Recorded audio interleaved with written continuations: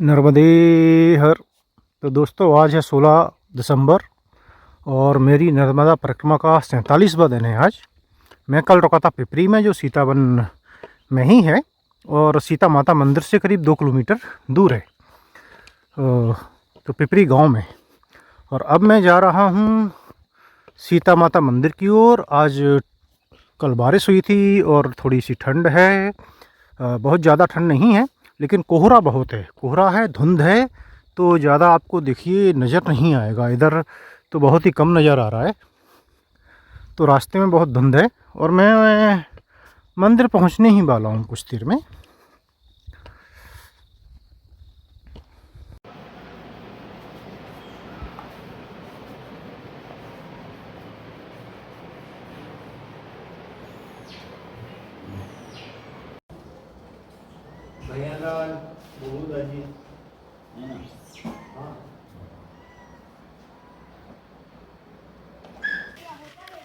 तो यहाँ बंदर बहुत हैं।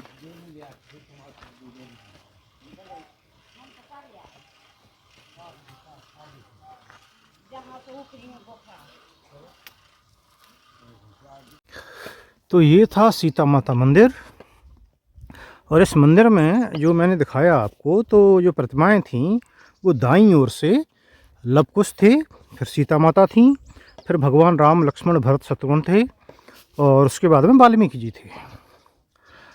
तो इस तरह से था। अब यहाँ से बोल रहे हैं जयंती माता 20 किलोमीटर है और फिर वहाँ से 21 किलोमीटर कुछ और है, तो वो ऐसे 41 तो नहीं होने वाला है भाई आज। और 7:01 हो चुका है, तो अगर इन दोनों के बीच में कुछ नहीं हुआ तो संभवतः मुझे जयंती माता मंदिर के आसपास ही रुकना पड़ेगा। और बीच में बताया है कोई सा पुर, कुछ तो नाम लिया था, वो आएगा। कितना किलोमीटर पे है ये नहीं पता। तो चलिए भाई आगे बढ़ती हैं। और यहाँ पर बंदर जहाँ पे होते हैं ये लाल वाले, ये बहुत ख़तरनाक होते हैं। जंगल में मिले थे वो सब काले थे अधिकतर। लाल बंदर होते हैं वो बहुत ही उद्यमी होती हैं, आपका कोई भी सामान उठा ले जाएंगी। मैंने इसलिए मैं बैग लेके मंदिर के अंदर गया और उतार के जैसे दर्शन किया तो एक ने मेरा छोटा बैग खोल लिया देखने के लिए कुछ खाने का रखा है क्या। अच्छी बात ये थी वो कुछ और उठा के नहीं ले गया। तो ऐसा ही होता है, बंदर हैं भाई। ये पूरी तरह से जंगल में है आज भी, तो फिर पहले तो जंगल रहा ही होगा, इसमें तो कोई डाउट नहीं है कम से कम मुझे।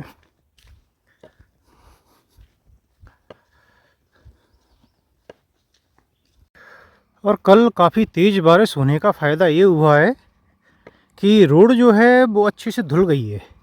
तो आज देखिए अच्छी साफ़ रोड मिल रही है आपको, और आज धूल भी कम उड़ेगी इसलिए।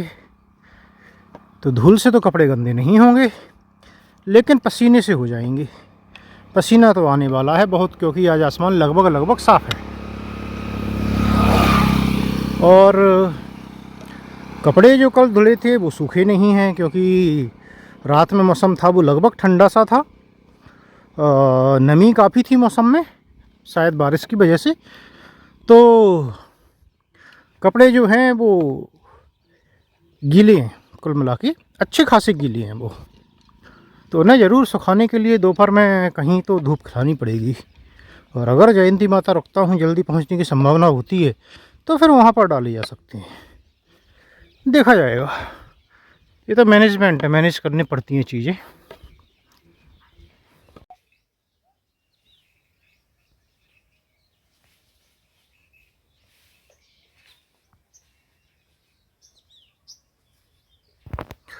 तो सूर्योदय हो चुका है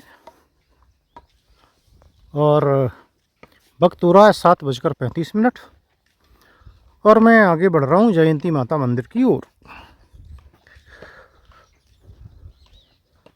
बीच में रतनपुर करके एक जगह पड़ेगी जो कि यहाँ से करीब 7 किलोमीटर आगे दिखा रहा है, 7 या 8। वो मंदिर है एक 8 किलोमीटर आगे दिखा रहा है। अगर वहाँ कुछ हुआ तो वहाँ पे थोड़ा रुका जाएगा, रुका तो और भी जाएगा, बीच में भी रुक सकता हूँ, लेकिन वहाँ पर ये है कि थोड़ा प्रॉपर विश्राम किया जा सकता है।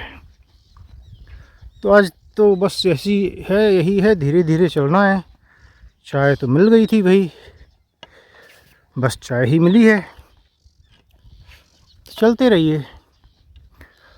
आज पता नहीं क्यों थोड़ा सा भूख का एहसास हो रहा है।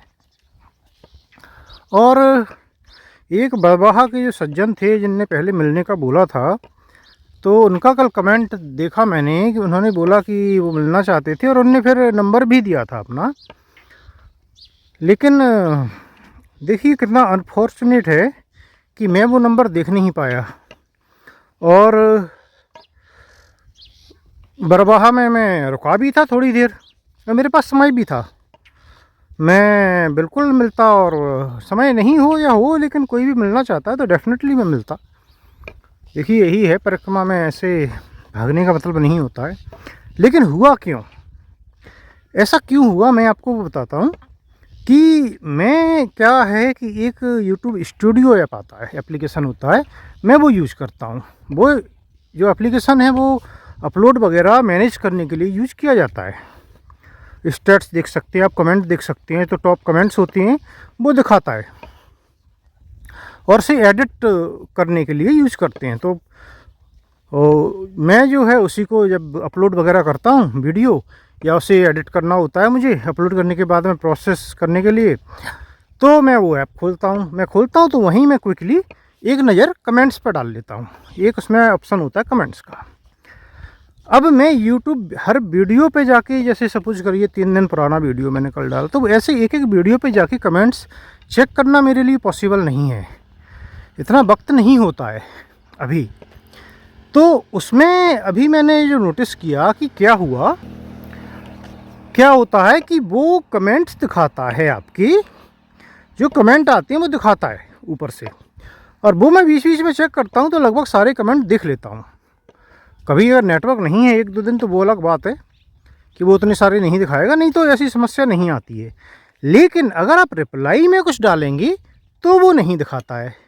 तो सपोज करिए आपने कोई कमेंट किया और मैंने कमेंट किया, अब मैंने रिप्लाई कर दिया, और आपने मेरे रिप्लाई पे अगर रिप्लाई किया है तो फिर वो कमेंट नहीं दिखाएगा वहाँ, तो मैं उसे नहीं देख पाऊँगा। ये कारण है। तो अगर और भी कोई ऐसा है जिसने कि मेरे कमेंट पे ही कमेंट करके नंबर वगैरह शेयर किया है, या कुछ इन्फॉर्मेशन दी है मुझे, या कुछ भी है, तो कृपया क्षमा करें मुझे। और एक जो है, अब आगे से अगर आप कोई भी इन्फॉर्मेशन देना चाहती हैं या अपना नंबर शेयर करना चाहती हैं या मिलना चाहती हैं, जो भी है, तो एक नया कमेंट करें किसी भी वीडियो पर, जो है नया कमेंट करें। पुरानी वीडियो पर किया है कोई बात नहीं, नई वीडियो पे कर दें या उसी पे दूसरा एक नया कमेंट कर दें, तो जो है वो कमेंट मेरे पास तक पहुंच पाएगा। देखिए लिमिटेशन है उसमें, मैं कुछ कर नहीं सकता हूं। मैं अगर सपोज करिए इतने वीडियो हैं, मैं हर वीडियो पर जा के और पुराने सारे कमेंट एक एक करके देखूंगा, तो मुझे उसके लिए कितना वक्त देना पड़ेगा रोज़ाना।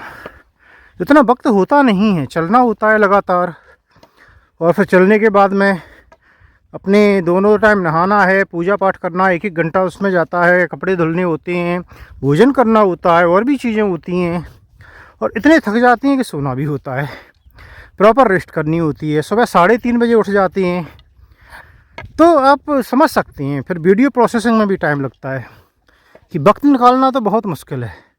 तो कृपया थोड़ा सा जो है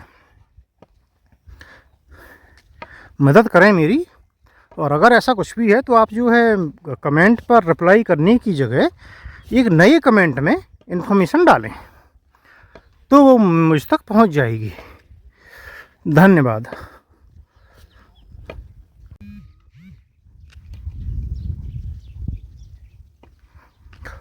सूरज देव जो है वो थोड़े से ऊपर चढ़ाए, धूप तेज़ हो गई है। अभी 8:21 हुआ है, और पीछे एक छोटा सा गांव भी निकला था।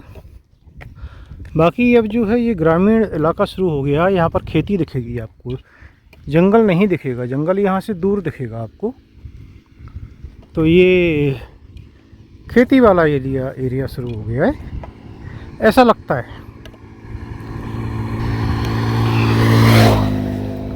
छोटे छोटे गांव बीच में शायद मिलेंगे, ऐसा अंदाज़ा है। और रतनपुर जो है वो यहाँ से करीब 4 किलोमीटर दूर है। अभी 4 किलोमीटर से थोड़ा सा ज़्यादा ही होगा। चलिए धीरे धीरे चलते हैं, बढ़ते हैं जयंती माता की ओर। आज का पड़ाव होगा वो जयंती माता होगा। भोजन भी शायद वहीं मिलेगा और संभवतः शाम को ही मिलेगा, क्योंकि दोपहर में तो देर हो जाएगी पहुंचते पहुंचते। बाकी बोल नहीं सकते बीच में क्या है क्या नहीं है, तो जो होगा चलते रहेंगे, देखते रहेंगे।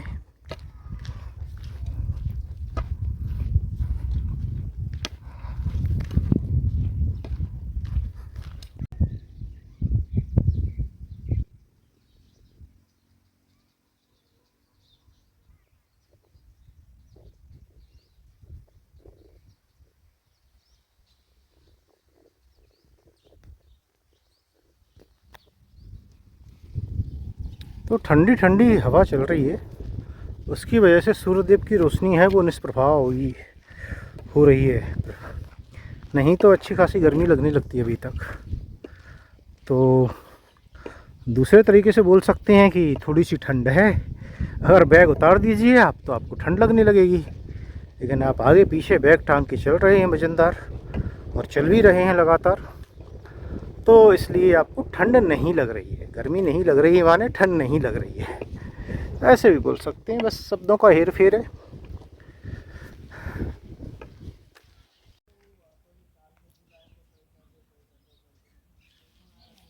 ये देखिए वन सुरक्षा समिति का कुछ बोर्ड लगा है, माने अभी भी वन का एरिया है वो ख़त्म नहीं हुआ है। जंगल दिखना बंद हो गया है लेकिन वो ख़त्म नहीं हुआ है।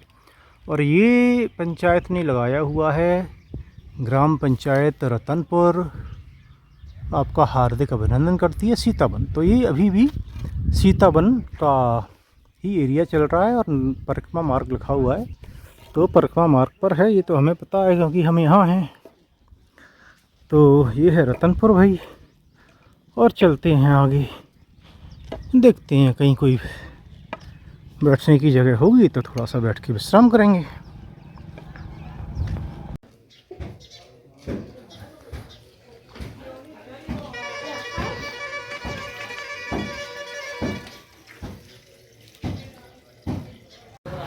तो यहाँ पे एक सज्जन ने रोक लिया था, उन्होंने चाय पिलाई और बिस्किट का छोटा वाला पैकेट जो होता है वो दिया, पतंजलि, तो खाया, थोड़ी सी ऊर्जा आ गई है।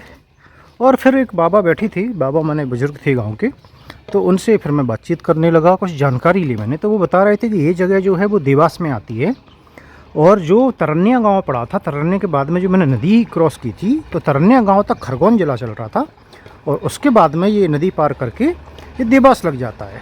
और देवास के बाद अब आगे जाएंगे और जयंती माता मंदिर के पहले एक और नदी पड़ेगी, तो वो नदी जब पार करेंगे तो वहाँ से खंडवा जिला लग जाएगा। और ये रोड है अभी कुछ ही वक्त पहले बनी है, ये पूरा जंगल में ही आता था और सीतावन का ही एरिया है। बाकी उन्होंने बताया कि परिक्रमा मार्ग है वो सैंक्शन हुआ है सरकार की तरफ से, और उसका काम जो है होगा, जब सैंक्शन हुआ है तो होगा ही। तो बहुत जल्द आप जो जंगल का रास्ता था, कच्चा मार्ग था, हो सकता है वहाँ पे खड़ंजा मार्ग जो बोलते हैं, पूरा डामर का शायद ना हो, तो वो आपको देखने को मिले। और तरन्या वाली जो नदी थी उस पर पुल का भी काम होगा, वो भी सैंक्शन हुआ है, ऐसा उन्होंने बताया। और अभी आगे कुछ ये चलेगा डामर का रोड, फिर कच्चा रोड होगा। तो ये कुछ जानकारी थी। तो फिर ये डामर के रोड के बाद में कच्चा रास्ता आएगा, और फिर 1 किलोमीटर बोल रहे थे लगभग वो चढ़ाई है। तो ये जो मंदिर है वो संभवतः पहाड़ी के ऊपर होगा, और वहाँ पर आश्रम है। आश्रम यहाँ पर भी है, उन्होंने बताया कि यहाँ पर आश्रम है आगे हनुमान मंदिर में, और उस पर जो है काफ़ी अच्छा बोले बना दिया है, सारी सुविधाएं नहाने धोने की ये सब हो गई हैं, भोजन मिलता है, सब नाश्ता भी मिलता है, ऐसा उन्होंने बताया। क्या मिलता है वो तो अभी मैं देखूँगा जाके। और जो जयंती माता मंदिर है वहाँ पर भी आश्रम है, लेकिन उसके बाद में बोल रहे थे कि 20 किलोमीटर तक कुछ नहीं है, गाँव नहीं है, और अगला आश्रम है वो 20 किलोमीटर आगे ही है। तो फिर वो कोई तो जगह थी। तो फिर आज उसके बाद में तो 20 और नहीं हो पाएगा, तो फिर आज जयंती माता ही रुकना पड़ेगा। अगर वहीं रुकना पड़ेगा तो करीब 10 किलोमीटर बता रहे हैं, 10 का 12 भी मान लीजिए, तो इतना नहीं है, तो आराम से पहुंच जाऊंगा। अभी 9:30 ही बजाए, तो फिर अब रुकते रुकते जाया जाएगा। तो आगे चलते हैं और हनुमान मंदिर में रुकेंगे। और साथ में उन्होंने एक और जानकारी दी कि सीता मंदिर था पीछे, नर्मदे हर बाबा। तो जो सीता मंदिर था जो कि आज मैंने दर्शन कराए थे, तो उसमें भी जो है पैसे जो है सैंक्शन हुए हैं, और वो भी एक बड़ा मंदिर बनने वाला है, काफ़ी बड़ा मंदिर बनने वाला है। वैसे ही जयंती माता मंदिर है, वो भी रिनोवेट हुआ है और बड़ा मंदिर बनेगा। देख लीजिए, कोई बावड़ी खेड़ा 4.3 लिखा हुआ है।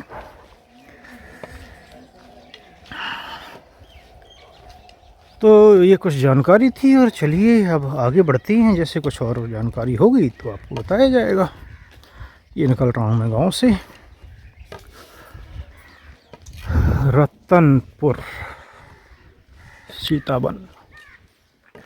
तो कहीं कहीं पीछे सदाव्रत लिखा मिलेगा आपको, उस पर मत जाइए, अन्न क्षेत्र ही है, यहाँ पे पका हुआ भोजन ही मिलता है आपको। देखिए, खेड़ापति हनुमान मंदिर सदाव्रत आश्रम लिखा है, लेकिन ये अन्न क्षेत्र हो गया है और पका हुआ भोजन आपको दिया जाता है, ऐसी मुझे जानकारी दी गई है। मैं जाऊंगा अंदर।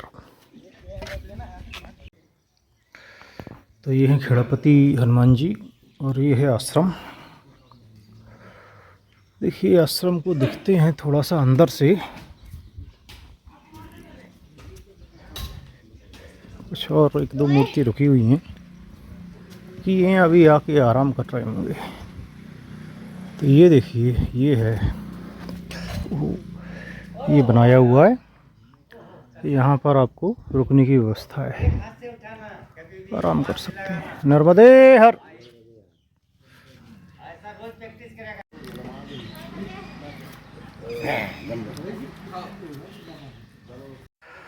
तो दोस्तों, ये था हनुमान मंदिर रतनपुर में, और यहाँ पर मैं आया था करीब 9:30 बजे, और 12:04 हो रहा है अभी मैं निकल रहा हूँ यहाँ से। और इतना वक्त इसलिए लग गया क्योंकि जब मैं आया था तो इन्होंने पोहे का एक बाल भोग खिलाया। फिर मैं आधा घंटे विश्राम करने के बाद निकलने वाला था, और तो निकलने के बाद नहीं, आधा घंटे नहीं, 1 घंटे बाद 10:30 बजे। और वो इसलिए क्योंकि जब तक मैंने अपने कपड़े जो है वो डाल दिए थे थोड़ी धूप करने के लिए। आप करिए, मोबाइल गिर गया होता तो मैं 10:30 बजे निकलने वाला था, 1 घंटे बाद, लगभग 1 घंटे बाद। और वो इसलिए क्योंकि मैंने कपड़े थोड़े से धूप खाने के लिए डाल दिए थे कि थोड़े से सूख जाएं, तो फिर रात में क्या है कि अंदर भी बाकी के ठीक हो जाते हैं, सूख जाते हैं। लेकिन इतने गीले रहते तो फिर संभावना थी कि हो सकता है नहीं सूखते वो। लेकिन 10:30 बजे फिर जो एक माता जी थी, भोजन वगैरह, भोजनशाला का काम देख रही थी, उन्होंने बोला नहीं भोजन करके ही जाना, थोड़ी देर में होने वाला है। तो फिर मैं उठ चुका था मैं, लेकिन फिर भी मैं वापस आ गया, बैठ गया मैं। और तो थोड़ी देर की जगह फिर वो 1-1.5 घंटा लग गया। फिर चावल थे, चावल की खिचड़ी जो बोलते हैं, नमकीन चावल टाइप से, और कड़ी थी। तो जो है थोड़ा सा मैंने खाया, और कपड़े रख के, कपड़े पूरी तरह से सूख चुके हैं हालांकि। अब मैं आगे बढ़ रहा हूँ। और एक और कारण भी ये था रुकने का, क्योंकि समय बहुत है जहाँ जाना है, और वहाँ से आगे जा नहीं सकती, जैसा कि बताया गया है। हो सकता है इधर की इन्फॉर्मेशन गलत हो, मैं नहीं जानता, लेकिन जितने भी लोगों से पूछा, कम से कम 3 लोगों से पूछा, तो सब ने ये बोला कि जयंती माता मंदिर के बाद जो है वो जगह का नाम भूल गया मैं, तो वही है, बोले 22 किलोमीटर करीब है, और उसके बीच में कुछ नहीं है। तो फिर आज तो वो कैसे भी संभव नहीं था। अब चाहे आप 2:30 बजे पहुँचते, चाहे 4 बजे पहुँचें, कोई फ़र्क नहीं पड़ने वाला है। और यहाँ से कोई 10 किलोमीटर बता रहा है, कोई तो 10 से 12 किलोमीटर के बीच में बता रहे हैं, 9 भी बता रहा है कोई। तो जो भी दूरी हो, कोई ख़ास फ़र्क अब पड़ता नहीं है। अच्छा विश्राम हो चुका है, तो मैं 2 से 3 घंटे के बीच में पहुँच जाना चाहिए, क्योंकि बीच में एक आध जगह थोड़ा बहुत विश्राम करने के अलावा मुझे नहीं लगता कि मैं ज़्यादा विश्राम करूँगा। और ये रोड है वो थोड़ी और जाएगी, थोड़ी माने कितना मुझे नहीं पता, शायद एक गांव और पड़ेगा बीच में, अभी 2-3 किलोमीटर पे, और फिर वहाँ तक शायद ये जाएगी। फिर उसके बाद में कच्चा रास्ता रहेगा। तो कच्चे रास्ते पे तो ऑप्शन कम ही होते हैं, रुकने की। और आज धूप भी काफ़ी तेज़ है, तो मैं चाहता हूँ कि रास्ता तो कच्चा है रहे तो ठीक है, लेकिन जंगल जैसा हो तो ज़्यादा अच्छा है। जंगल में जैसे पेड़ थे कल और परसों मिले थे, उसमें धूप नहीं लगती थी। कल तो आगे धूप आई ही नहीं थी, वो अलग बात है। तो दोनों तरफ से घने पेड़ थे। खैर ठीक है, तो मैं निकल लिया हूँ। मैंने फिर भोजन के बाद में आज नहीं रुका, वैसे मैं 10-15 मिनट रुकता, लेकिन आज मैं सीधा निकल लिया। और भोजन मैंने बहुत कम किया था, तो कोई ऐसी समस्या नहीं है। चलिए फिर धीरे धीरे आगे बढ़ती हैं जयंती माता मंदिर की ओर। तो मैया ने सुन ली और जंगल आ गया। अब ऐसा नहीं है कि जंगल बना दिया मैया ने, लेकिन जंगल तो पहले से ही होगा। ये रास्ते में मुझे नहीं पता था, मैं केवल चाह रहा था कि ऐसा आ जाए तो जिससे लगातार धूप में ना चलना पड़े, तेज़ धूप में। खासकर इस वक्त जब कि सूरज जो है ऊपर हो जाता है तो बहुत तेज़ धूप लगती है सिर पे। तो पूरी तरह से छाँव नहीं है, उतना घना नहीं है जितना कल परसों था, लेकिन फिर भी ठीक ही है। कम से कम बीच बीच में तो छाँव आ ही रही है।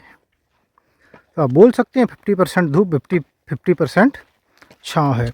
और जो पीछे का जो मंदिर था, हनुमान मंदिर, जहाँ पर कि आश्रम था, तो ये सारी व्यवस्था जो है, जो मुझे बताया है कि एक मंदिर, में जगह का नाम भूल गया, कि वो मंदिर से फंड आता है। मोस्टली फंड है वो मंदिर से आता है, बाकी थोड़ा बहुत गांव वाले कर देते हैं मतलब देखिए, दान तो वैसे भी गांव में है तो लोग करते ही हैं, तो उनमें भी थोड़ा बहुत जाता होगा, किसी दिन किसी ने कुछ कर दिया। लेकिन अधिकतर जो व्यवस्थाएं हैं उसका पैसा वहाँ से आता है। तो वो राज है सुचारू व्यवस्था चलने का। और शायद वही मंदिर जो है जयंती माता मंदिर है, वहाँ पर भी फंड कर रहा है वहाँ की व्यवस्थाएं। तो वहाँ पर भी बता रहे थे कि सेम ऐसे ही सब कुछ है।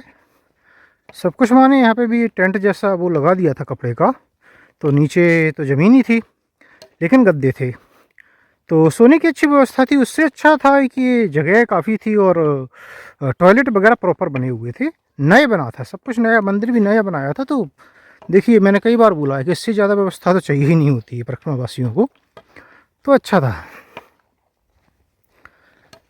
अब थोड़ी सी बात कर लेते हैं धर्म की। भाई यात्रा है अपनी, धार्मिक यात्रा है, आध्यात्मिक यात्रा है, नर्मदा परिक्रमा, तो रोज़ाना कुछ तो बात होनी चाहिए। तो नर्मदा पुराण में अधिकतर जो वर्णन मिलता है तो मार्कंडेय ऋषि ही सुना रहे होते हैं। तो मार्कंडेय ऋषि जो हैं एक बार बताते हैं कि नर्मदा जी का जो किनारा है, नर्मदा जी जो हैं वो एक बोले कल्प वृक्ष की भांति हैं। तो आप परिक्रमा जब करते हो तो आपको ऐसी ऊर्जा संचार करनी है खुद में जिससे कि वो उसमें वृद्धि हो। अच्छा, उससे आए उसके पहले हो सकता है किसी को पता ना हो कि कल्पवृक्ष क्या है, ऐसे भी कोई हो सकता है, वैसे तो सब लोग को पता होता है। तो कल्पवृक्ष जो था वो समुद्र मंथन जब हुआ था तो उसमें जो 14 रत्न निकले थे, बोला जाता है कि उनमें से ही एक कल्पवृक्ष था, जो कि देवेंद्र को, देवताओं के राजा जो इंद्र हैं, उनको दिया गया और उन्होंने अपने पास रखा था उसे। और ऐसा माना जाता है कि कल्पवृक्ष से आप जो भी मांगोगे वो आपको दे देगा, जो भी मांगोगे वो आपको मिल जाएगा। अब ये थोड़ा सा यहाँ पे थोड़ा सा ट्विस्ट आ जाता है कि कहीं कहीं बोलते हैं कि मांगने पे दे देता है, कहीं कहीं बोलते हैं कि मनोकामना पूरी करता है। तो मनोकामना जो होती है वो मन के अंदर की कामना, तो आपने जो मन में सोचा वो भी दे देता है। तो खैर जो भी हो, अब भाई हर चीज़ का क्या है कि यूज करना भी तो आना चाहिए। तो अगर ऐसा वृक्ष मान लीजिए है भी, मान लीजिए एक छोटी सी कहानी सुनाता हूँ कि एक जंगल है। अब जंगल में मान लीजिए ये पेड़ है, जैसे ये पेड़, ठीक है। अब ये थोड़ी देर के लिए मानिए कि कल्पवृक्ष है। अब मैं चला जाता हूँ, कोई भी जाता है, अब वो ऐसे ही चला जाता है, अनजाने में बैठा है और भूख लग रही है, तो बोलता है कि भाई अगर बढ़िया सुंदर भोजन आ जाए तो मज़ा आ जाए। वो सोच रहा है, अब सोचा उसने तो कल्पवृक्ष, अभी उसने जो मनोकामना पूरी कर दी और आपके सामने थाली आ जाती है बढ़िया भोजन से, बढ़िया स्वादिष्ट भोजन की। आप भोजन कर लेते हैं, आप सोचते हैं मामला तो कुछ गड़बड़ है भाई, और आप समझ जाते हैं, चमत्कारी दुनिया में रहते हैं, यही मान लीजिए, चलिए जादुई दुनिया में आप रह रहे हैं। तो आप बोलते हैं कि हाँ भोजन तो बढ़िया मिल गया, अब अच्छी नींद आ रही है, लेकिन थोड़ी थोड़ी ठंड लग रही है। अगर बढ़िया यहाँ पे एक खटिया पलंग आ जाए, बढ़िया बिस्तर हो उस पर, तो क्या कहनी। और वो आ जाता है। अब वो आ जाता है तो आप बढ़िया सो जाती हैं, आप सो के उठते हैं, आप सो के उठते हैं, शाम हो जाती है, अंधेरा लग जाता है। अब आप डर जाती हैं, करिए जंगल है भाई, ऐसा तो नहीं है कि शेर आ जाए कहीं और मुझको खा ले। भाई भय है, आ ही जाता है, दिन कई बार आता है, कई चीज़ों का भय आता है, कहीं ऐसा ना हो जाए, कहीं वो ना हो जाए, कहीं प्राइवेट नौकरी वाले हैं तो कुछ समस्या आ गई ऑफिस में, कहीं नौकरी ना चली जाए, हाँ कहीं प्रमोशन ना रुक जाए, या फिर कहीं आप कहीं किसी चीज़ में पैसा लगाया शेयर मार्केट में, कहीं अरे कहीं मार्केट ना टूट जाए, कहीं ये डूब ना जाए, कहीं बहुत सारी चीज़ें होती हैं, कहीं पड़ोसी ये ना कर ले, कहीं वैसा ना हो जाए, कहीं बच्चे के नंबर कम ना रह जाएं, बहुत सारी चीज़ें हो सकती हैं। तो केवल उदाहरण दे रहा हूँ मैं। तो वो कहीं है, अब क्या होगा भाई, तो उसने सोचा कि कहीं ऐसा ना हो कि अंधेरा हो गया, शेर आ जाए और खा ले मुझको। तो भाई वो तो मनोकामना है, वो तो कल्प वृक्ष है, वो डिफ्रेंशिएट नहीं करता कि आपने किस भाव से की, और शेर आ जाता है और महान भाव को खा जाता है। तो फिर तो क्या बाकी फ़ायदा हुआ कल्प वृक्ष का। इसलिए देखिए, तो जो मार्कंडेय ऋषि हैं उनका भाव क्या है वहाँ पर कि आप जो है अपनी जो भी आध्यात्मिक शक्ति है आप उसे कितना भी गुना बढ़ा सकती हैं। वहाँ आप सच्चे मन से अगर परिक्रमा करेंगे तो भौतिकवाद की चीज़ें छोड़कर, भाई आप कहें कि मेरे पास इतना करोड़ों रुपया आ जाए, वो रही प्राकृतिक चीज़ें देखिए। प्रकृति को क्या ज़रूरत है, आपको प्रकृति से क्या ज़रूरत है। ऐसी कोई भी चीज़ होगी अगर, या फिर कोई समस्या है आपकी जिससे आप निदान पाना चाहते हैं, या वाकई जो ज़रूरत की चीज़ें हैं आपको, ठीक है, जो ज़रूरत है आपकी वो हों, तो वो भी हो सकता है भाई कि आप सच्चे मन से परिक्रमा कर रहे हो तो आपकी समस्याओं का निपटारा हो जाए, छुटकारा मिल जाए आपको। उससे ज़्यादा जो है वो आती है बात आध्यात्म की।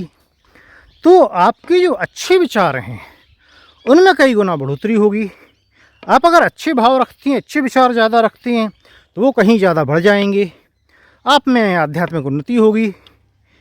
तो उस तरफ जो है जब कोई भी बात करता है इस तरह की, तो उस तरफ ज़्यादा इशारा होता है कि आप नेगेटिव चीज़ें ना रखें, परिक्रमा में हैं तो दूसरों के बारे में बुरा ना सोचें, कहीं वो आपको ना, आपके ऊपर ही ना हावी हो जाए वो चीज़।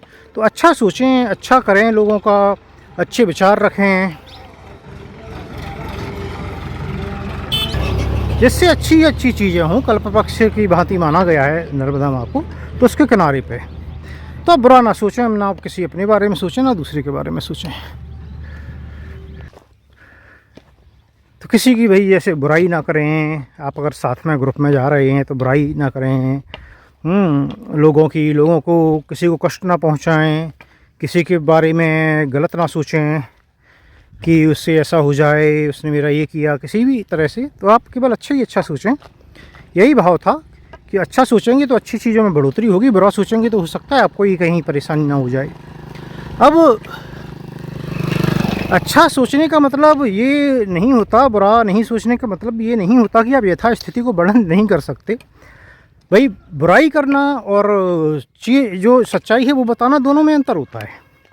तो ऐसा भी नहीं है, अगर कोई चीज़ गलत दिख रही है, उसे गलत बोल रहे हैं, तो वो बुराई में नहीं आता है। बुरा सोचना, बुरा करना वो होता है जो नहीं है और आप उसे सोच रहे हैं। तो यही है। आज धूप काफ़ी तेज़ है, काफ़ी तेज़। पेड़ फिर चले गए हैं, गांव आ गया है। तो आज का तो मैं वीडियो कम ही बनाऊंगा। ऑन एन एवरेज में जो है 1 घंटे में 4 से 5 मिनट वीडियो बनाता हूँ, जब बहुत ज़्यादा शूट करता हूँ। और नहीं तो हर घंटे का 2 से 3 मिनट का ही वीडियो बनता है। तो किसी को लगता है कि भाई वीडियो बनाते रहते हैं, तो ऐसा नहीं है।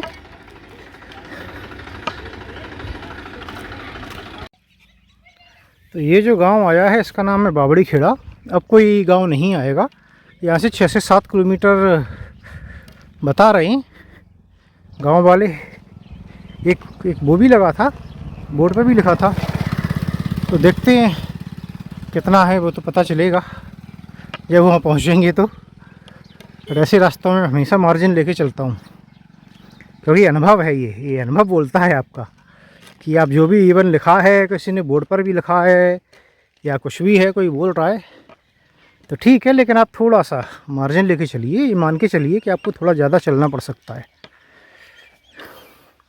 और 10 में से 8 केस में ऐसा होता है, ये अनुभव है।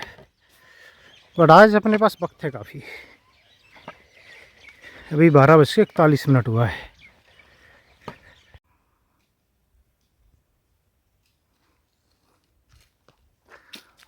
इसे देख के लग रहा है कि ये कभी सालों से शायद उपयोग नहीं हुई है, चेक पोस्ट या जो भी है, और किसी के कुछ रहने का भी व्यवस्था नहीं है यहाँ।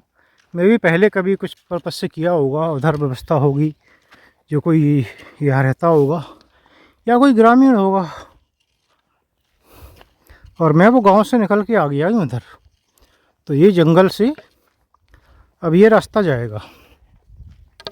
इस रास्ते की एक ख़ास बात है जो मुझे बताई थी, वो सही है या नहीं वो मैं जाऊंगा तो मुझे पता चल जाएगा। तब तक वो ये थी कि ये रास्ता केवल पैदल के लिए है, पैदल जाने के लिए। और जब बात हो पैदल जाने की तो वो केवल परिक्रमावासी होते हैं, क्योंकि भाई आजकल ग्रामीण तो पैदल चलते नहीं हैं, गाड़ियों से चलते हैं, सभी मोटरसाइकिल होती है। उसका कारण क्या है? कारण ये है कि यहाँ आगे एक नदी आएगी, और नदी पार करने के लिए बोल रहे थे कि उस नदी में आपके गर्दन तक तो पानी है ही कम से कम, और उसे पार करने के लिए लकड़ी का पुल बना दिया है, छोटा सा लकड़ी का पैदल पार पुल। तो पैदल वाले लोग तो पार कर सकते हैं, बाकी कुछ उधर जा नहीं सकता है। उस पुल का भी काम बोले सेंक्शन हो गया है, लेकिन अभी चालू नहीं हुआ है, या जो भी है पुल अभी तक नहीं बना है। तो जब उधर जा ही नहीं सकते तो फिर कोई जाके क्या करेगा? इधर लकड़ी वगैरह काटने के लिए जा रहे हैं तो अलग बात है, लोग बाग मिल जाते हैं, मैंने देखा है। पेड़ काटते नहीं देखा, लेकिन छोटी छोटी डालियाँ काटते वो मैंने देखा है।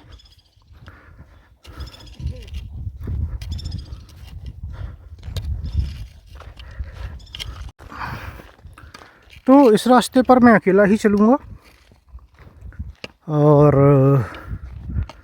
उम्मीद है कि शांति तो रहेगी ही, उम्मीद है कि धूप से बचूँगा। बाकी बोला था मुझसे कि बाद में जो 1 किलोमीटर है वो चढ़ाई आएगी पहाड़ पर, तो वो शायद नदी पार करने के बाद होगी। और जो लास्ट में मैं कल्पवृक्ष वाली बात बोल रहा था कि कल्पवृक्ष की संज्ञा क्यों दी गई है नर्मदा नदी को, और क्या करना चाहिए हमें जिससे हमारा आध्यात्मिक विकास हो और अच्छी ऊर्जा है वो बढ़े, ना कि निगेटिविटी।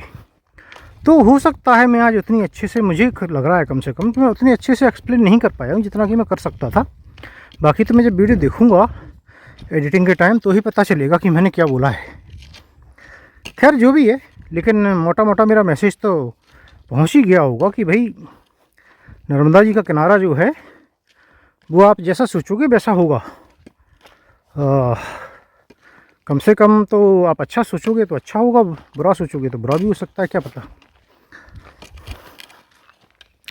बाकी एक क्वेश्चन एक सज्जन ने बोला था, अच्छा उसके पहले एक और किसी ने पूछा है कि लिखा था कि भैया परिक्रमा के नियमों के बारे में बताएं। तो देखिए मैंने एक वीडियो पहले बनाया था नियमों के बारे में, और मुझे नहीं पता कितने नियम उसमें हैं, तो पूरा तो नहीं था वो, और फिजिकल जो नियम है कम से कम वो उसमें होंगे मुझे लगता है। लेकिन एक और वीडियो मैं बनाऊंगा, लेकिन वो परिक्रमा के बाद बनाऊंगा। क्या अलग से बैठ के वीडियो बनाना आसान नहीं होता है, तो उसमें मैं कैटेगराइजेशन कर दूंगा कि नियम जो सभी लोग बोलते हैं, मानते हैं, जो कि आपको करना होते हैं शारीरिक रूप से, जैसे कि मैया को दाएं ओर रख के परिक्रमा की जाती है, सुबह शाम आरती करनी है, जल साथ में लेना होता है, और भौतिक वस्तुएं ज़्यादा नहीं लेनी होती है, खुद का पैसा खर्च नहीं करना होता है, वगैरह वगैरह। और एक दूसरी कैटेगरी भी रख देंगे भाई, जो कि बोल देंगे हम क्या आध्यात्मिक हैं नियम, कि जो कि अब भाई कोई मानता है नहीं मानता है कैसे पता चलेगा। जैसे कि भाई किसी की बुराई नहीं करना है, किसी के बारे में बुरा नहीं सोचना है, ठीक है, किसी को कष्ट नहीं पहुंचाना है, अपनी परिक्रमा के दौरान, और अच्छा सोचें, अच्छा करें, अच्छा बोलें, वगैरह वगैरह। तो उसमें काफ़ी सारी चीज़ें आ जाएंगी, इसमें भी आ जाएंगी, तो फिर बनाया जाएगा बाद में। अब जो है एक और क्वेश्चन था जो कि मुझे लगता है 5-6 दिन शायद हो गए हों, ज़्यादा भी हो गए हों तो पता नहीं, पूछा था और उससे मैंने लिया नहीं है अब तक। वो लिया नहीं था क्योंकि वो क्वेश्चन ही कुछ ऐसा था।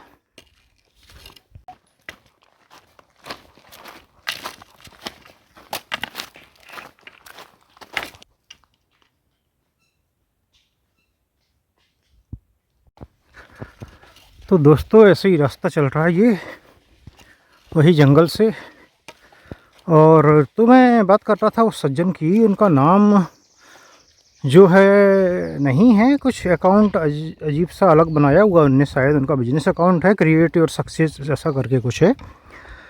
तो मैं चाहता था कि मैं उनका जवाब तब दूँ जब मैं थोड़ा सा फ्री हूँ, क्योंकि उनका क्वेश्चन ही ऐसा था। उन्होंने सवाल किया है कि पहले मुझसे पूछा है कि आप नौकरी कर रहे थे, फिर आपने परिक्रमा का फैसला किया, कैसे किया, आपका परिवार भी होगा, और फिर आगे लिखा है कि मेरे पिताजी नहीं हैं, सारी जिम्मेदारियां मेरे ऊपर हैं और लोग नहीं समझते हैं, मेरा मन है वो एकांत में लगता है, मैं अकेले में बैठ के सियाराम का, शायद ऐसा लिखा है, सियाराम का भजन करने में मेरा मन लगता है। तो कि मन को स्थिर कैसे करें और आध्यात्मिक उन्नति कैसे करें। तो देखिए बंधु, आपने बताया कि आप 21 साल के हैं, ठीक है।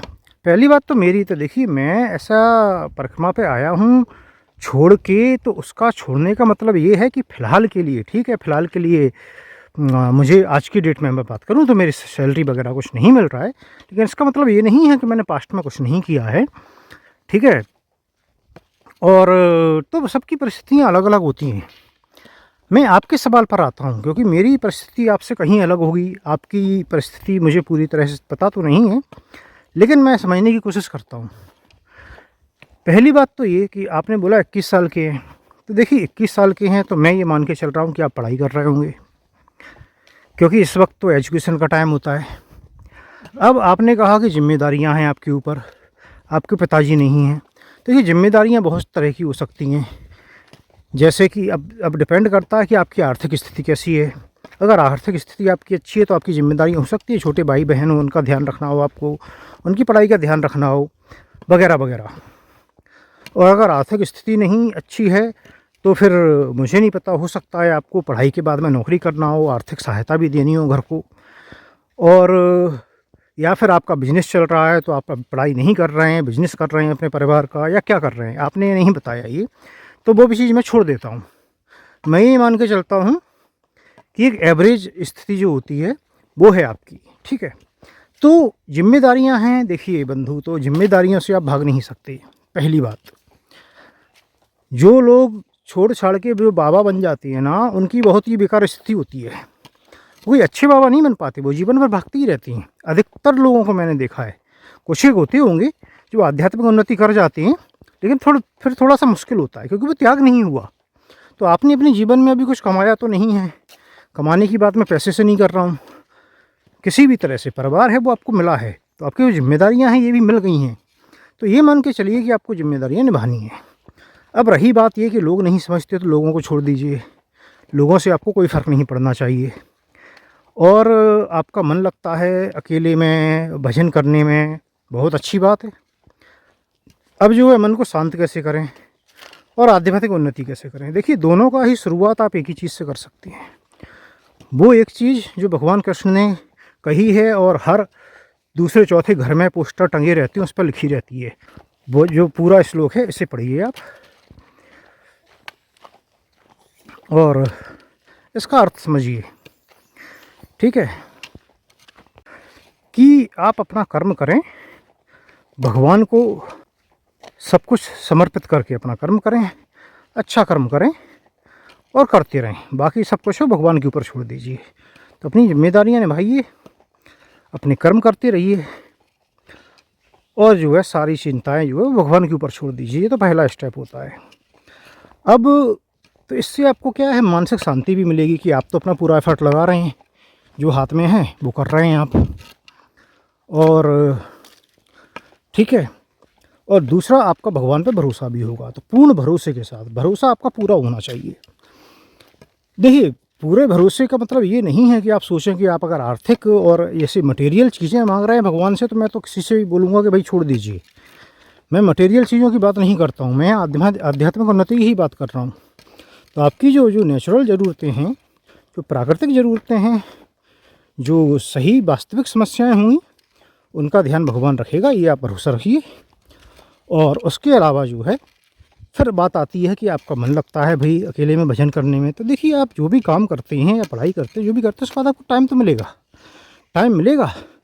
तो थोड़ा सा, ज़्यादा नहीं तो 1 घंटे का टाइम निकालिए। आपने बोला कि आपको भजन करने में मन लगता है, अच्छा लगता है, तो फिर वही कीजिए। आपको सियाराम या कुछ तो लिखा था आपने, तो अगर वो करने में आपका मन लगता है तो वो कीजिए ना भाई, आराम से कीजिए। शाम को 1 घंटे का समय निकालें और पूरा मन लगा कर करें वो। मान लीजिए आपको रामायण पढ़ने में मन लगता है, वाल्मीकि रामायण पढ़ने में मन लगता है, रामचरितमानस पढ़ने में लगता है, भगवद गीता पढ़ने में लगता है, जो भी पढ़ने में लगता है वो करिए। 1 घंटे करिए, भावनाओं के साथ करिए, खुले में करिए, और आपको जितनी में कंफर्टेबल हो उतनी आवाज़ में करिए। तो कोई भी ओपन स्पेस जो हो, आपकी छत हो या कहीं भी हो, अगर उधर कोई डिस्टर्ब हो रहा है, ज़्यादा समस्या है, आपको जोर से पढ़ना पसंद है, तो मंदिर में चले जाएँ आसपास, वहाँ पे करें। 1 घंटे करें, बहुत होती है। ऐसे करें कि आप उसमें लीन हो जाएं। अगर कोई, उदाहरण के लिए, रामायण का पाठ कर रहे हैं, तो अगर कोई दुख का ऐसा है, दोहा है, तो आप उसमें दुखी हों, सुख का है तो आप उल्लास के साथ करें। तो भाव आना चाहिए, पूरे भाव से करें।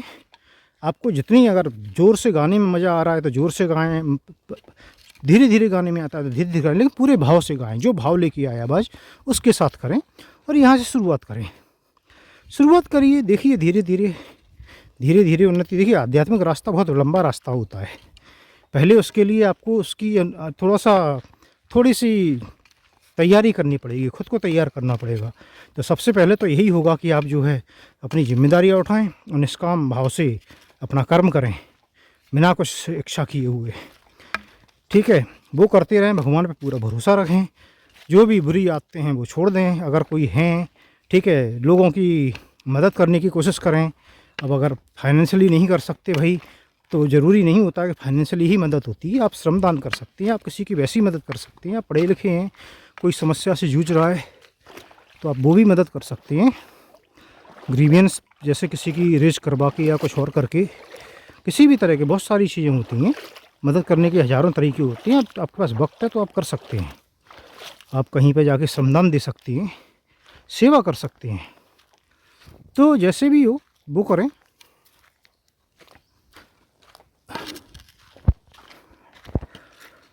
और बुराई करना, बुरा सोचना लोगों के बारे में, जो ये चीज़ें होती हैं आपको पता ही होगा, ठीक है।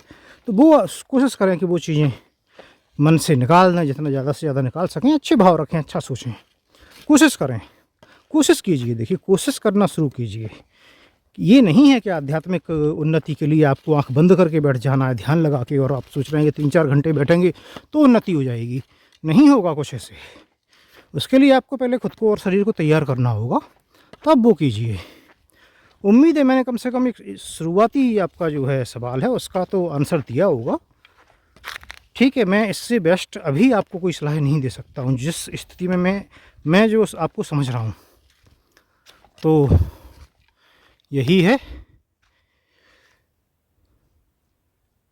कीजिए और देखिए। फिर पिछले 100 मीटर के अंदर अंदर ये तीसरा पानी है जो कि मुझे पार करना है। पानी कम है, हालांकि उधर पत्ते हैं, बस कीचड़ हो सकती है, तो मैं यहीं से करूँगा। और मैंने बड़े बड़े पाइप रखे देखे हैं, तो उसका मतलब है पुलिया बनने का काम है, जो कहीं ना कहीं पेंडिंग है, जो कि बहुत जल्दी हो जाएगा, क्योंकि ये पानी कई बार बहुत ज़्यादा भी बढ़ जाता होगा, खासकर बारिश के मौसम में, या बारिश हो जाती है ज़्यादा तब। ये चौथी स्ट्रीम थी, और ये देखिए यहाँ पर भी पाइप रखे हुए हैं। तो ये तो लग रहा था कि पुलिया शायद बनी भी थी पहले, लेकिन बह गई है, तो दोबारा उसका कार्य होगा, शायद मजबूत होगा। देखिए उधर भी रखे हुए हैं, पाइप। और ये देखिए 5वीं स्ट्रीम भी आपको दिख जाएगी यहीं से। और 5वीं स्ट्रीम पर पुलिया बनी हुई है और पुलिया के ऊपर से थोड़ा सा पानी जा रहा है, तो यहाँ पर भी दोबारा से बनाई जाने की इसलिए ज़रूरत है।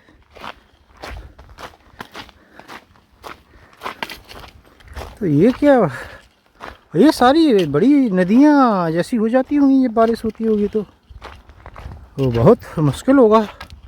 मुश्किल क्या होगा, इसीलिए शायद बोल रहे थे कि सेंक्शन हुआ है खड़ंजा का रास्ता और उसका काम होगा तो ये पुलियाँ बनेंगी। तो ये पुलिया वगैरह प्रॉपर बनानी पड़ेंगी, नहीं तो ये पानी भी जो कम लग रहा है वो भी पार करना काफ़ी मुश्किल हो जाएगा। इसीलिए लोग बाग नहीं आते जाते होंगे। ये देखिए ये पुलिया बनी हुई है, लेकिन पुलिया इस साइड से तो बंदी हो गई है, पूरा पत्थर पत्थर भर गया है, इधर थोड़ी सी गहराई है, तो पुलिया काम कैसे करे। और मैं गहराई के पास से क्यों निकल रहा हूँ भाई।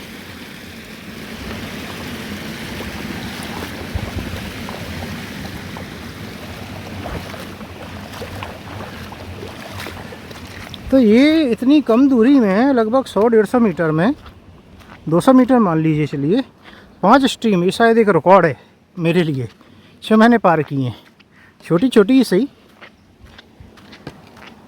और देखते हैं आगे।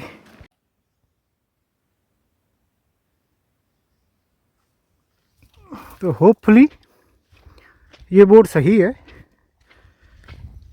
और जयंती माता 2 किलोमीटर ही हूँ, जिसमें 1 किलोमीटर चढ़ाई मान लेता हूँ मैं, 1 किलोमीटर प्लान रास्ता। फिलहाल तो मुझे यहाँ से एक 6वीं स्ट्रीम दिखाई दे रही है जो कि मुझे पार करना है। ये देखिए आप लोग को भी दिख रही होगी।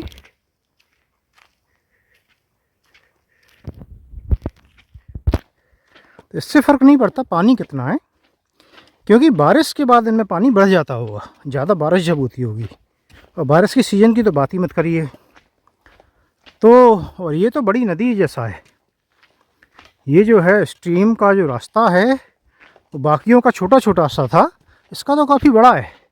तो इसका मतलब है इसका बहाव तो बहुत ज़्यादा होता होगा। और पानी भी है इसमें, ऐसा नहीं है, इसमें भी पानी है। और 6 स्ट्रीम के बाद करीब फिर 1 किलोमीटर के बाद में आती है एक नदी। ये जो नदी है ये प्रॉपर नदी है, अभी भी इसमें काफ़ी पानी होता है, तो अभी इसे पार करना होगा। इसके लिए बनाया गया है लकड़ी वाला ब्रिज, लकड़ियाँ जोड़ जोड़ के। लकड़ियाँ काफ़ी मजबूत लग रही हैं देखने में, तो मोटी वाली लकड़ी है, मुझे लगा था ऐसी पतली पतली लकड़ी वाला होगा, ऐसा भी कई जगह देखा है मैंने। और फिलहाल यहाँ गर्दन तक तो पानी नहीं लग रहा है, कमर तक होगा, कमर के ऊपर होगा कहीं कहीं, देखने से तो ऐसा लग रहा है। लेकिन वक्त वक्त की बात है, तो कभी कभी पानी काफ़ी ज़्यादा भी रहता होगा संभवतः। अब गाय आ रही हैं तो गाय को निकलने देना होगा।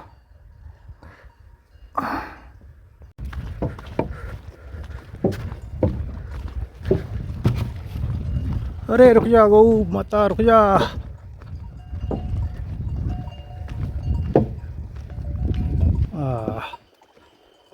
अब तो नदी पार करते ही चढ़ाई शुरू हो जाती है, थोड़ी सी चढ़ाई है। अब देखते हैं आगे क्या है।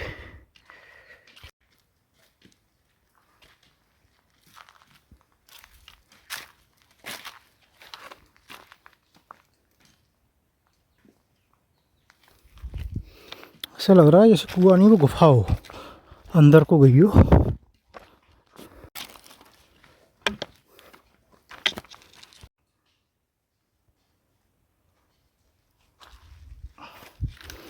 अब इसमें लिखा है अन्न क्षेत्र पामाखेड़ी।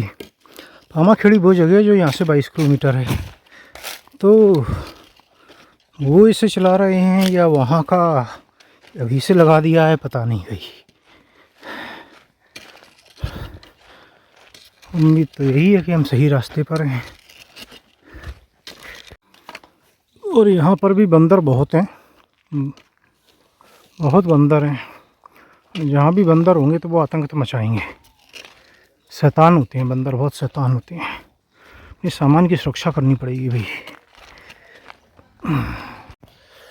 तो ये है आज का विश्राम स्थल।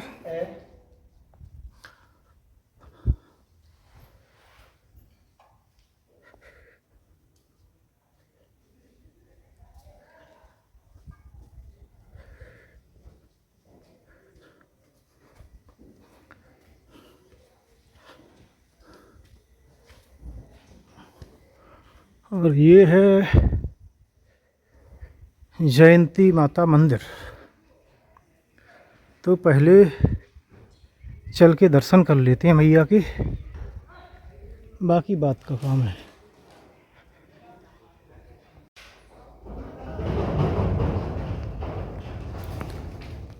और ये हैं जयंती माता।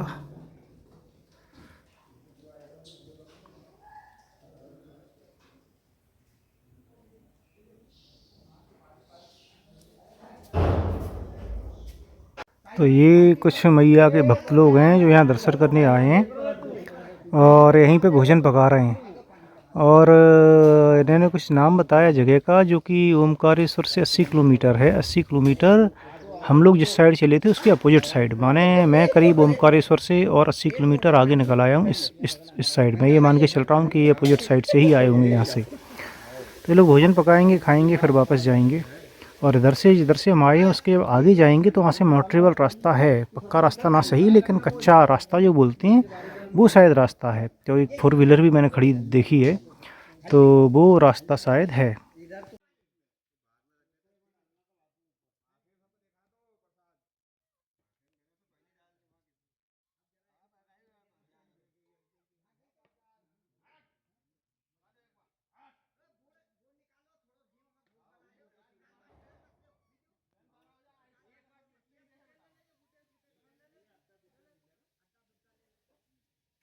और ये भाई भक्तों द्वारा आज भोजन कराया जा रहा है।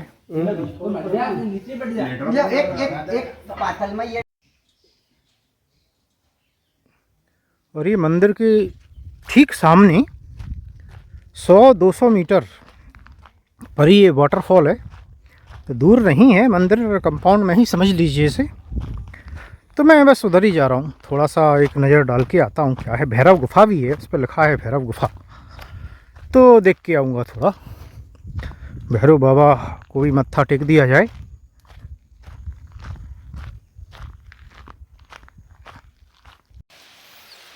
तो ये है भैरव गुफा।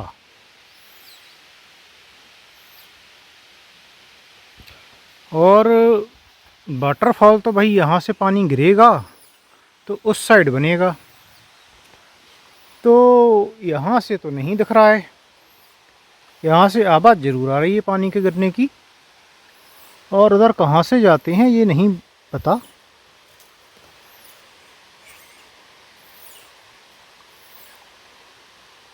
तो वाटरफॉल नहीं देखेंगे हम वापस जाएंगे। यहाँ पर भी बंदर हैं काफ़ी सारे, लेकिन ये दूसरे वाले हैं तो ये इतना परेशान नहीं करते हैं।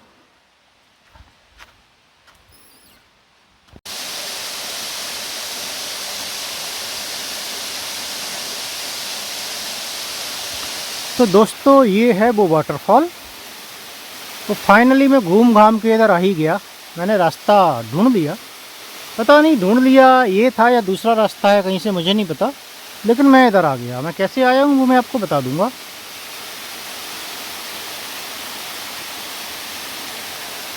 फ़िलहाल तो कुछ सेकंड आप भी इस वाटरफॉल को एंजॉय कीजिए।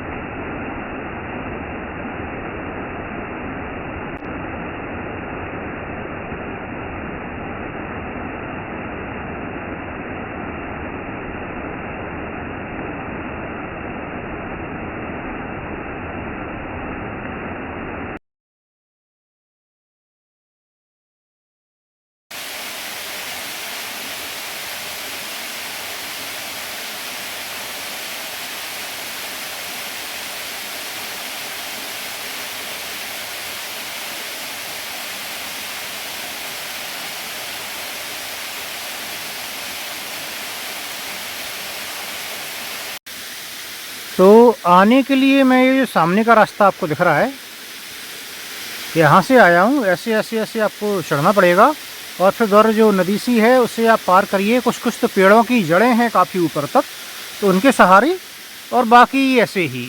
तो अगर हो सकेगा तो मैं दिखाता हूँ। हालांकि मैं स्लीपर में हूँ, लेकिन फिर भी मैंने बहुत ट्रैकिंग की है। तो ऐसे रास्ते इतना भी परेशान नहीं करते हैं। केवल स्लिप होने का डर नहीं होना चाहिए, और वो होता है उतरने में, गीली जगह हो या फिर रेत हो।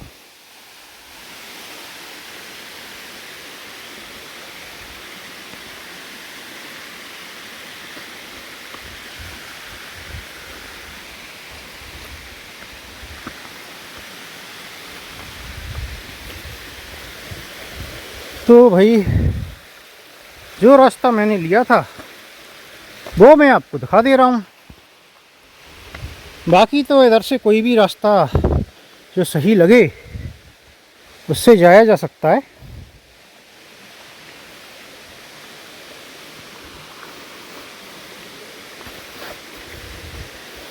तो केवल मुझे यहाँ पर थोड़ा सा पैर भगाने पड़े थे इस जगह।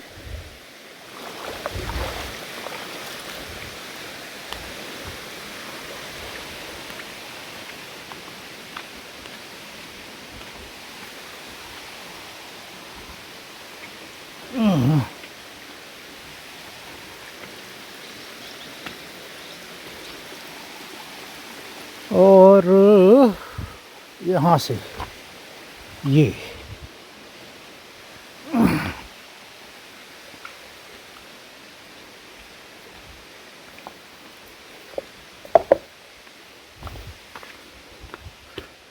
तो ये इस तरह से मैं आया था।